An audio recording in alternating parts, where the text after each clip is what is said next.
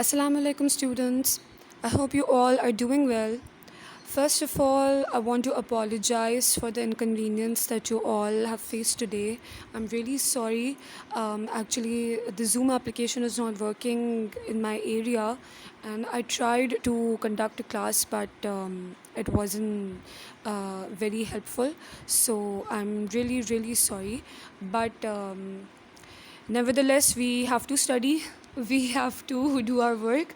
So that is why I am making this video.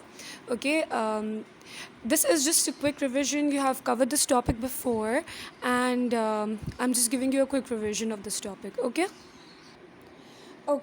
so the first topic for our revision today in maths is fractions. Okay, now before starting with this topic, one thing that comes in our mind is that what are fractions? Okay, what does the word fraction means? So fraction actually means a portion of something. Okay, a portion of anything. Okay, now the portion can be anything. For example, you go to eat a pizza. Okay, so you just take one piece. Okay, so that's a portion of the whole pizza, right? So just like that, I have a diagram here. Okay, now this is a whole rectangle. Okay, this one is a whole rectangle. It is not divided into any portion right now. But what if I divide this triangle equally into 4 portions? Okay, so if I will divide this triangle, this whole triangle, equally into 4 portions, it becomes like this. It is actually divided now into 4 fractions, and we call these 4 fractions as 1 upon 4. Okay, I'm repeating this again. This whole rectangle, it is divided into 4 equal portions. This is what you should know. Okay, right now I have divided them into 4 equal portions, and since I have divided them into 4 equal portions, that is the reason that all of my numerators have the number 1. Okay, these are numerators. Like if I write my fraction like this, 1 upon 4, so you know that the number that is present above this line, above this dash, it is called as the numerator, and this line that is present below the dash, this is called as the denominator. Okay, this one is the numerator and this one is the denominator. So if I am dividing my rectangle into 4 equal portions, each portion is divided in each portion is called as a 1 upon 4. Okay, like each portion or fraction, we will call it as a 1 upon 4. Okay, so 1 upon 4 is the fraction of a whole rectangle, right? We divided first this whole rectangle into 4 equal portions, and this each equal portion makes up a fraction. Okay, so 1 upon 4 is a fraction of a whole rectangle. So this is what actually a fraction is. Fraction is a portion of something. Okay, it is a portion of anything. It can be literally anything. Okay, so now comes the second part of our topic, that is comparing and ordering fractions. Okay, comparing and ordering fractions. Now, before starting this topic, one should ask that what is actually comparison? Okay, like why we compare, or if we compare something, what are those important things that we should look for? So, how do we compare something?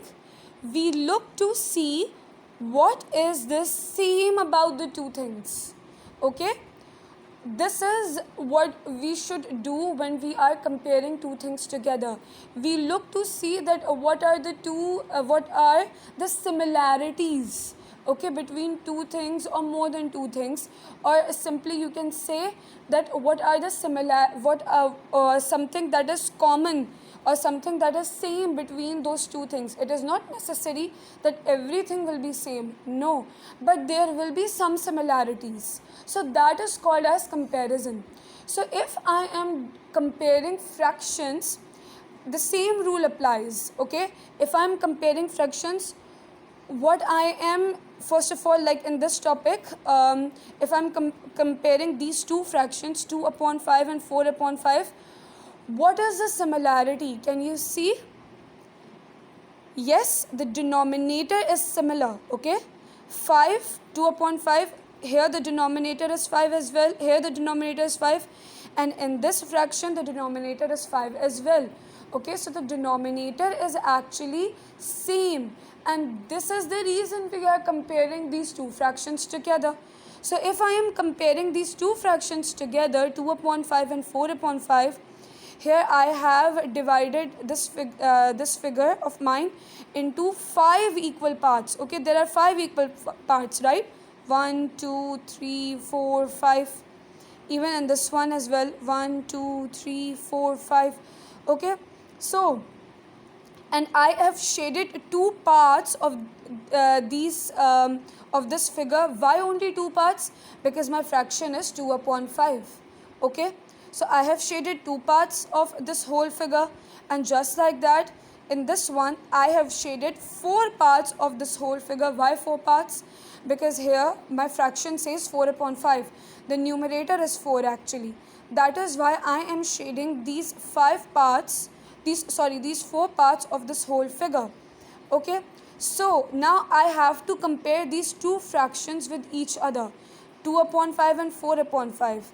Now by the help of the image, or by the help of this diagram, I have to now check that which fraction is greater. Okay, what I have to check? I have to check that which fraction is greater. So it is easy, by coloring or by shading my image, this becomes easier for me, that 4 upon 5 is the greater fraction, because 4 parts of this whole figure, 4 parts out of the 5 parts are shaded. Okay, here only 2 parts out of the 5 parts were shaded. Okay, but in this figure 4 parts out of the 5 parts are shaded, so naturally 4 upon 5 becomes the greater fraction. Okay, now that was comparing the fraction. Now we have to order the fraction. Now we have to perform. Now how will we perform ordering the fraction? Okay, now whenever we have to place the fractions in correct order, what does order means? Order means that something that goes in a sequence. Okay, like in the case of fractions, there are 2 sequences that we will be following. Either something goes from smaller digit to higher digit, okay, or something that goes from the higher digit to the smaller digit. Okay, these are the 2 orders that we will be following when we are talking about fractions, and this is how we will order our fractions in the correct, we will place our fractions in the correct order. Okay, so my first question here is, arrange 3 upon 7, 2 upon 7 and 4 upon 7 from smallest to greatest. Okay, from smallest to greatest order. This is the order I have to follow now. I have to go from a smaller fraction up to the greater fraction. Okay, so if I have to order these fractions, if I have to arrange them in correct order, what I need to check right now is, since all of my denominators are same, okay, so I will switch towards the numerators and I will check if they are same or not. They are not same, okay, we have different numbers, 3, 2 and 4. So if I have to place or if I have to arrange my fractions from a smaller to greater order, what I need to do is, first of all, I will place my smaller fraction, okay, and then I will go on towards the greater fraction. Okay, so if I am looking towards this example, 3 upon 7, 2 upon 7 and 4 upon 7, and I need to arrange them in correct order, so I know that 2 upon 7 is the smallest fraction. Why? Because the denominator is same in all these fractions. So we need to focus on the numerator. And if I will be focusing on my numerator, so I know that 2 is smaller as compared to 3 and 4. So 2 upon 7 becomes the smallest fraction. Then I will switch to, then now I have to choose from 3 upon 7 and 4 upon 7. Okay, that which fraction will come next. Okay, which one is greater than 2 upon 7. Okay, so I know if I compare these numerators together, 3 and 4, I know that 3 is greater than 2, but 3 is smaller than 4. Okay, 3 is greater than 2, but 3 is smaller than 4. So 3 upon 7 comes here. Okay, 3 upon 7 is a fraction that is greater than 2 upon 7. And the last fraction that is left is 4 upon 7. So 4 upon 7 becomes the greatest fraction. Okay, so this is the order in which I am going. I am arranging my fractions from smallest to greatest, right? So 2 upon 7 is the smallest fraction. 3 upon 7 is greater than 2 upon 7, but it is smaller than 4 upon 7. And last fraction is 4 upon 7. We know that 4 upon 7 is the greatest of them all. So this is the correct order in which I have to arrange my fractions. Okay, so that was arranging the fractions in this order, like you are going from smaller to the from smallest to the greatest fraction. Okay, now consider this example. Arrange 3 upon 8, 1 upon 8 and 7 upon 8 from greatest to smallest fraction. Okay, now your order is reversed. Now you have to arrange the fractions from the greatest from greatest to the smallest fraction. Okay, now you have to follow this order. So if I have to arrange my fractions from greatest to smallest, if I have to arrange these fractions from greatest to smallest, again, first of all, I will check my denominators, that are my denominators similar or not. In this example, I can see that my denominators are similar. So now I will move towards my numerators. I can see that my numerators are different. We have 3, 1 and 7. Okay, so what I'm going to do is, I will arrange them in this way. First of all, I need to place the greatest fraction. Now, if I compare these three numbers together, 3, 1 and 8, so I know that 7 is the greatest of them all. Okay, so what I'm going to do is that 7 upon 8 becomes the greatest fraction, right? Now comes the next fraction that is smaller than 7. Okay, so here I can, now these two fractions are left.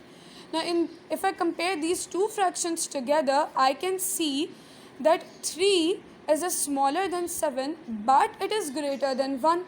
So now I know that 3 upon 8 comes the next fraction. Okay, 3 upon 8 comes the next fraction because it is greater than 7, but it is smaller than 1. And lastly, the last fraction that is left is 1 upon 8. So naturally I will write 1 upon 8 here. Okay, so this is the correct order. 7 upon 8, now this is 7 upon 8, 3 upon 8 and 1 upon 8. This is the order in which my fractions are arranged. Okay, from greatest to the smallest, right? Now we will be moving towards the fourth topic, the fourth part of our topic, that is adding the like fractions. Okay, now before moving towards this topic, I need to ask you one thing, that what are like fractions? Okay, so what are basically like fractions? Like fractions are those type of fractions in which the denominator is similar, the denominator is same. Okay, like, they are alike. Okay, they are same. So these are called as like fractions. What are like fractions? Like fractions are those fractions in which the denominator is same, the denominator is alike, the denominator is similar. Okay, So if we need to add, now comes our topic, that is adding like fractions. Look towards this example.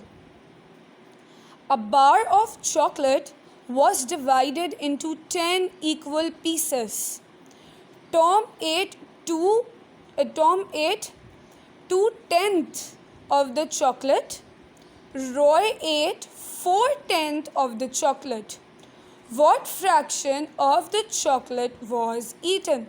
Okay, so now in this question they are saying that the chocolate bar was divided into 10 pieces. So since it was divided into 10 pieces, that is, consider this as your chocolate bar, and I have divided this chocolate bar into 10 pieces.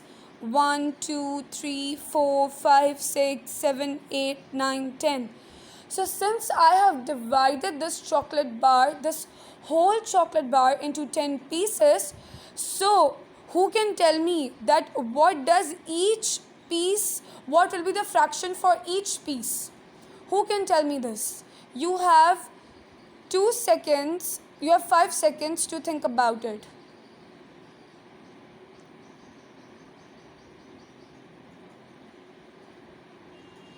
Okay, fraction for each piece of a chocolate, this chocolate that is divided into 10 pieces. So the fraction of each piece will be 1/10. Okay, fraction for each piece of this chocolate that is divided into 10 pieces is 1/10. Here the number 1 is equal to this one piece, and this denominator 10 is equal to all these pieces. Okay, or you can say that this denominator 10 is equal to that whole chocolate. Okay, so that whole chocolate was divided into 10 pieces, so that is why the number 10 comes here. Okay, and this number 1 is equal to this single piece, right?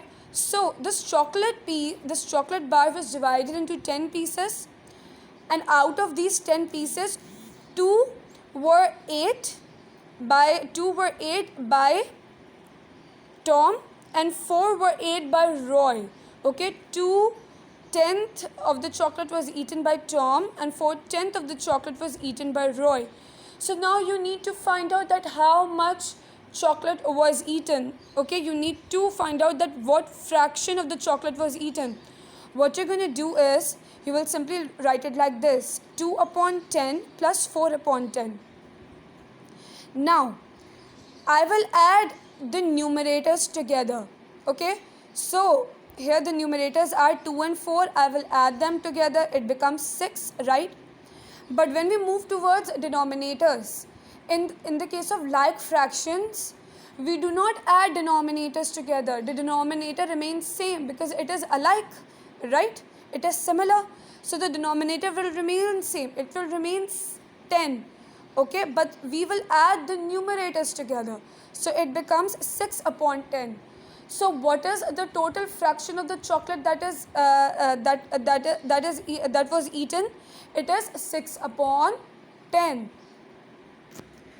Okay, now just like we discussed about adding the like fractions, now we will be discussing the last part of our topic, that is subtracting like fractions. Okay, now if I repeat again that what are like fractions are those fractions in which the denominator is similar.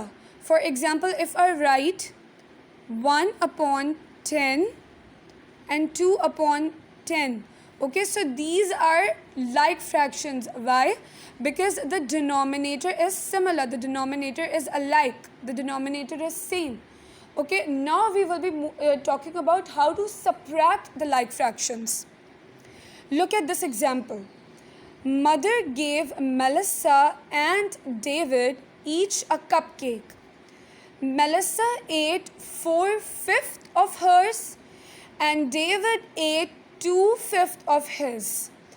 How much more of a cupcake did Melissa eat than David? Okay, so here is a diagram. This diagram is about Melissa. Okay, why?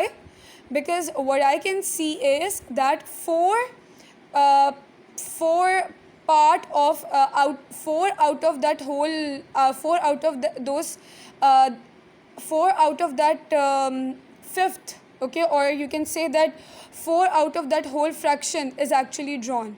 Okay, so this is for Melissa and this one is for David. Okay, because 2 out of that whole fraction is drawn. Okay, so what you're going to do is you will simply you know that whenever we are subtracting, the greater number comes first and then comes the smaller number, right? So we're going to apply the same rule if you are subtracting like fractions.